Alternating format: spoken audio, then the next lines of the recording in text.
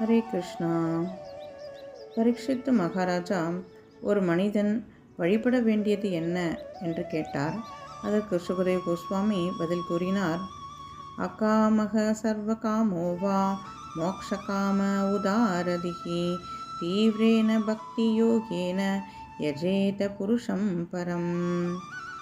ஒரு மனிதன் பௌதிக ஆசைகள் நிரம்பியவனாகவோ பௌதிக ஆசைகளே இல்லாதவனாகவோ அல்லது முக்தியை விரும்புவனாகவோ இருந்தாலும் அவன் யஜேத புருஷம் பரம், பரமபுருஷ பகவானையே வழிபட வேண்டும். ஆயுர்ஹரதி வைபும்சாம் உத்யன்னஸ்தம் சயன்னசௌ தஸ்யத்தே யர்ஷனோ நீத உத்தம ஸ்லோக வார்த்தையா. உத்தம ஸ்லோகங்களால் பகவானை வழிபடுபவர்களைத் தவிர மீதமுள்ள ஒவ்வொருவரின் ஆயுளையும் சூரியன் உதயத்தாலும் அஸ்தமிப்பதாலும் குறைத்து விடுகிறது. மரங்கள், விலங்குகள், பட்சிகள் போல நாம் உயிர் வாழாமல் மனித பிறவியின் பயனான பரமபுருஷ பகவானை வழிபட வேண்டும். பகவானின் கதாமிருதத்தை பருகாத காது விலேபத, பாம்பு புற்றுக்கு சமம். பகவன் நாமா சொல்லாத நாக்கு தவளை நாக்குக்கு சமம்.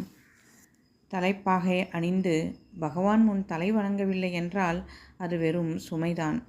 கைகள் பகவத் தொண்டில் ஈடுபடவில்லை என்றால் அது பிணத்தின் கைகளுக்கு சமம்.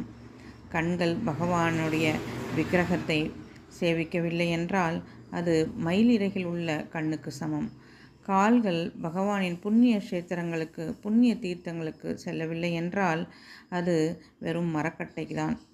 தூய பக்தரின் பாத துளியை தன் தலை மீது தரிக்காதவன் உயிரற்ற உடல்தான். பகவானுக்கு அர்ப்பணித்த துளசியை நுகராதவன் சுவாசித்து கொண்டிருந்தாலும் அவன் சவம்தான். பகவானை நினைத்து உருகாத இதயம் இரும்பு போன்றதாகும். எனவே ஒரு மனிதன் பரமபுருஷ பகவானின் நாம ரூப குண லீலைகளை இடைவிடாமல் கேட்க வேண்டும், பாட வேண்டும், நினைவில் கொள்ள வேண்டும். இதுவே ஒரு மனிதனின் கர்த்தவியம், கடமையாகும். ஹரே கிருஷ்ணா. ग्रंथराज श्रीमद् भागवतम की जय, गुरु महाराज की जय, श्रील प्रभुपाद की जय.